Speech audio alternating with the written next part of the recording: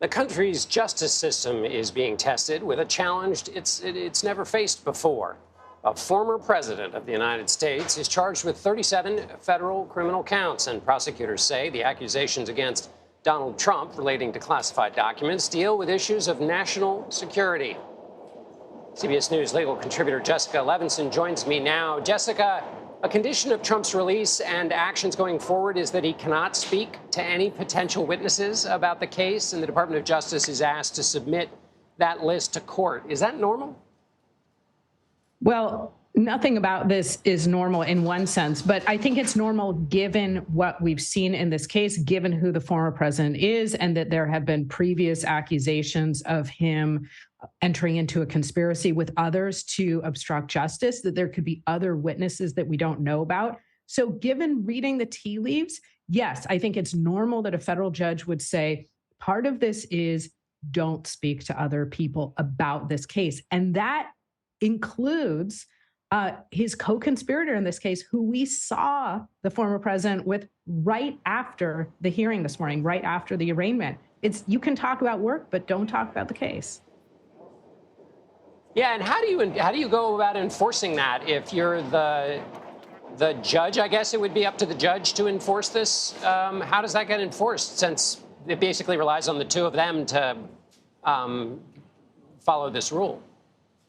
To engage in a trust exercise. So talk about an administrative nightmare of trying to enforce something like this. I mean, what you are relying on in terms of the judge is your faith that people will adhere to these federal rules. And the other thing you're relying on is somebody saying, you know what, I heard these two witnesses talking and you said they shouldn't have. Judge, I'm coming to you and I'm alerting you to something. Again, this is not typical, but given what we know about the case, I think it makes all the sense in the world. Speaking of things that aren't typical, is that the judge overseeing this case is Eileen Cannon, who was appointed by then President Trump in 2020.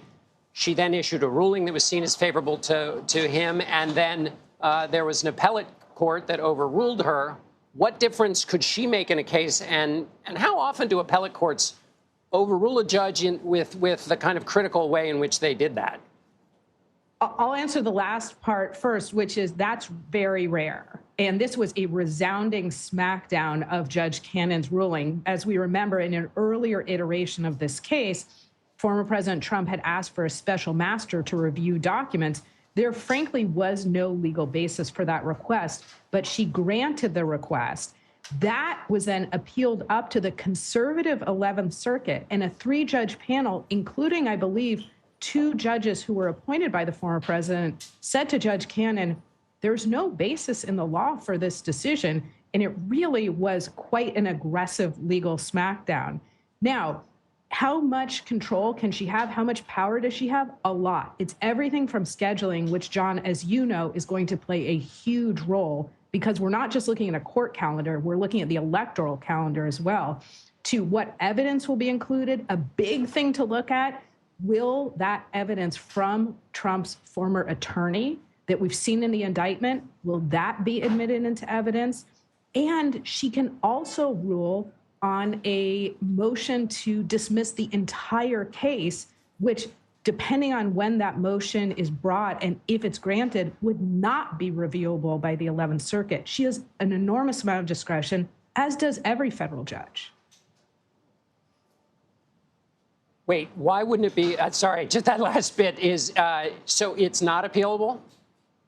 So there's something called the Federal Rules of Criminal Procedure, Rule 29A. And if you bring a Rule 29A motion as the defense, and you say there's not enough evidence for the jury to continue to deliberate, and that is brought after the jury has been impaneled, after the prosecution has rested its case, and the judge grants it, that grant is not reviewable because double jeopardy has attached.